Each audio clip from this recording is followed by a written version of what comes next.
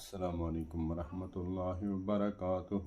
دوسری حدیث پاک ہے عن جابر بن عبد اللہ رضی اللہ تعالی عنہما قال اکلنا مع رسول اللہ صلی اللہ علیہ وسلم القدید المدینۃ من القدید الاضحیٰ۔ ترجمہ: حضرت جابر بن عبداللہ رضی اللہ تعالی عنہ سے روایت ہے کہ ہم نے مدینہ منورہ میں رسول اللہ صلی اللہ علیہ وآلہ وسلم کے ساتھ قربانی کا گوشت کھایا اور وہ خشک تھا۔ امام احمد بن حنبل رحمۃ اللہ تعالی علیہ۔ والسلام علیکم ورحمۃ اللہ وبرکاتہ۔